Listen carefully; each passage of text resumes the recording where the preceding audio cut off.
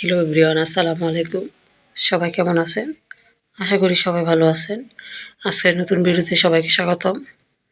দেখেন সকাল সকাল কুয়াশা পড়েছে, আর এদিক দিয়ে আমার লাউ চারাগুলো উপরে ঘুড়িতে ওঠার চেষ্টা করতেছে। তো ঘুড়ির মাঝে ছাটা দেওয়া হয় নাই, ঘুড়িটাকে আমি উপরে ছাটা দিয়ে সুন্দর করে বেঁধে দেবো। তা শীত যতই হোক, পুরুষদের কাজ করতেই হবে, কাজ ছাড়া তাদের কোনো উপায় নেই। ওই দিক দিয়ে দেখেন আমার চাচার ঘরে লেপা শুরু করছে, আর এদিক দিয়ে আমি রান্না বসিয়ে দিলাম। তো সকালবেলা ট্যাঙ্কির পানি এত ঠান্ডা বলার বাইরে। তো আমি চালগুলো ধুয়ে দিলাম, ওইদিকে ভাতের মাড়গুলো গরম করে দিচ্ছি। তো ধাপে ধাপে চালগুলো 3বার ধুয়ে নিব। কিনা চালের মাঝে কিন্তু অনেক বিভিন্ন ময়লা আবর্জনা থাকে, আর ঘরের বানানো চালের মাঝে এত ময়লা থাকে না। তো চালগুলো আমি আস্তে আস্তে দিয়ে দিচ্ছি হাঁড়িতে। তো ফাইনালি ভাত রান্না করে আমি সবজি রান্না করব।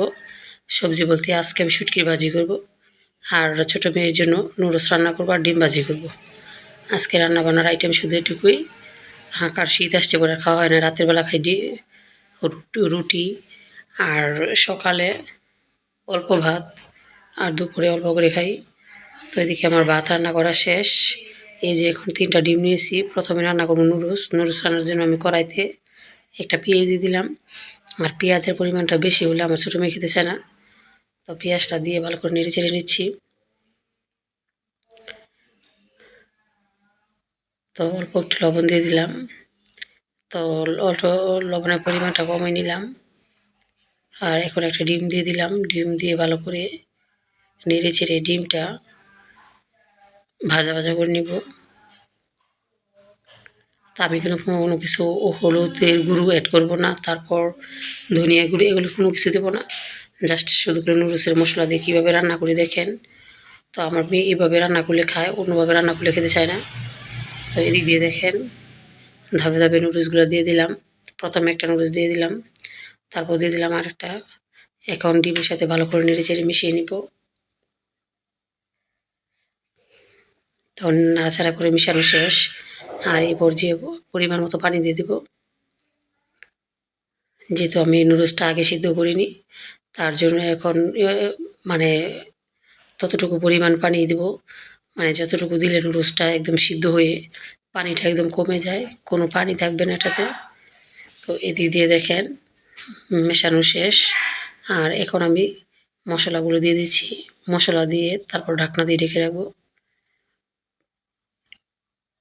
তো মশলা দেওয়ার পর কিন্তু নুডলসটার কালার অনেক সুন্দর হবে মাশাআল্লাহ। আপনারা ট্রাই করতে পারেন বাসায় আপনাদের ছোটো বাচ্চাদের জন্য। আর আমার মেয়ে কিন্তু প্রতিদিন নুডলস খায় না, এক এক দিন এক একটা আইটেম করতে হয়।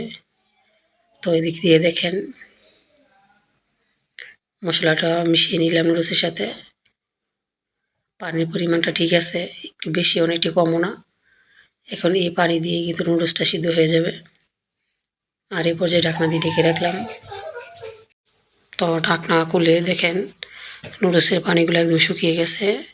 আমি চামচ দিয়ে একটু উঠিয়ে দেখাচ্ছি, এই যে একদম শুকনো শুকনো হয়ে গেছে। যেরকম বোঝা যাবে যে আমি নুডলসটা সিদ্ধ করে পানি ফেলে রান্না করছি, ওইরকম বোঝা যাবে। তো ফাইনালি নুডলসটা আমি এখন একটা বাটিতে ঢেলে নেব। তো মাশাআল্লাহ দেখেন হলুদ দেই নেই, বা ধনিয়ার গুঁড়ো বা অন্য কোনো মশলা দেই নেই, এতে নুডলসের কালারটা কি সুন্দর হয়েছে। তো খেতেও কিন্তু খুব টেস্ট ছিল। তো আমি নিয়ে যাচ্ছি। তো দারুণ মজা হয়েছিল। আর এদিক দিয়ে দেখেন আমি আজকে শুটকি রান্না করব। তো শুটকিটা প্রথমে তেলে ভিজিয়ে নিয়েছি। তো এদিক দিয়ে দেখেন পেঁয়াজগুলো ভালো করে কষিয়ে নিলাম, আর পেঁয়াজের সাথে এখন শুটকিগুলো দেওয়া হচ্ছে। তো পেঁয়াজের সাথে শুটকিগুলো দিয়ে ভালো করে নাড়াচাড়া করে পেঁয়াজ আর শুটকি কষিয়ে নিব। তো এভাবে যখন শুটকি ভাজি করা হয়, এই শুটকিকে আপনারা কী বলেন আমি জানি না, কিন্তু আমরা শুটকি বলি। আর এখন দিয়ে দিচ্ছি হলুদ আর মরিচের গুঁড়ো, সাথে অল্প একটু পানি দিয়ে ভালো করে কষিয়ে নেব। তো মশলাটা কষানো শেষ প্রায়। তো আমি আর একটু হলুদের গুঁড়ো দিয়ে দিলাম, আমার কাছে যেমন কোনো মনে হচ্ছে যে কম হবে। আর এইভাবে যখন শুটকি ভাজি করে তখন কিন্তু আলুটা একটু মোটা মোটা করে করবেন। আলুটার জন্য একটু মোটা মোটা করে খোলা হয়, তখন কিন্তু এই ভাজিটা খেতে খুব টেস্ট হয়। ফাইনালি এটাতে মাঝে যদি মূলা দিতে পারতাম বা বেগুন, তাহলে আরও বেশি টেস্ট হতো। তো মূলাও নেই, বেগুনও নেই, তার জন্য শুধু খালি আলু দিলাম আমি। এখন নাড়াচাড়া করে আলুটা ভালো করে মশলার সাথে মিশিয়ে নেব। তো মিশিয়ে নিয়ে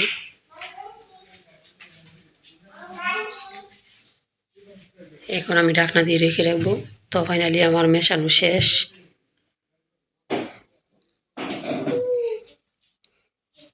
তো এই পর্যায়ে আমি কোনো পানি এড করব না, একটা ঢাকনা দিয়ে রেখে রাখবো। তো এখন একটা ঢাকনা, সিলভারের যে ঢাকনাগুলো, এই ঢাকনাগুলো দিয়ে দিলাম। তো 5 মিনিট পরে চলে আসলাম, ঢাকনা খুলে দেখলাম যে আলু সিদ্ধ হয়ে গেছে। তো এই পর্যায়ে দিয়ে দিলাম ধনিয়া পাতা। তো ধনিয়া পাতা দেওয়ার পরে দেখেন কালারটা কি সুন্দর হয়েছে, মাশাআল্লাহ। তো এখন ভালো করে নেড়েচেড়ে ধনিয়া পাতাটা মিশিয়ে নিব। তো দেখেন যাদের ছোটো বাচ্চা আছে তারা কীভাবে ভিডিও এডিট করেন আমি জানি না, আমাকে একটু জানাবেন। তো আমার মেয়েরা দেখেন, ছোটো মেয়েটা পিছন দিয়ে বসে খুব বিরক্ত করতেছে, সে টিফিন বক্স নিয়ে খেলা করতেছে। তো আর তার কথা হয়েছে মানে কোনো জিনিস মানে সুকেস বা ড্রেসিং টেবিলের ভিতরে থাকবে না, সব থাকবে ফ্লোরে, বিছানায়, মানে বিছানা এলোমেলো করে রাখবে এরকম। তো আমার মেশানো শেষ, এখন ঢাকনা দিয়ে ঢেকে রাখলাম যাতে ধনিয়া পাতার ঘ্রাণটা সুন্দর হয়। তো ফাইনালি রান্নাবান্না শেষ। আর এদিক দিয়ে দেখেন রাতে ওই শুটকির ভাজি দিয়ে আমার মেয়ে মোগলাই বানাইলো। তো এটার ভিতরে ডিম দিলে মোগলাই হতো, কিন্তু সে ডিম দেয় নাই, সে দিয়েছে ওই ভাজিটা, রুটিটা পোলে ভালো করে বেলে তারপরে দিয়ে দিল ভাজিটা দিয়ে এটা শেপটা চারকোনা করে ভালো করে তেল দিয়ে ভেজে নিয়েছে। তো এটা এক ধরনের মোগলাই। তো খেতে খুব টেস্টি ছিল, কিন্তু লবণ দেয় নাই সে। তো ফাইনালি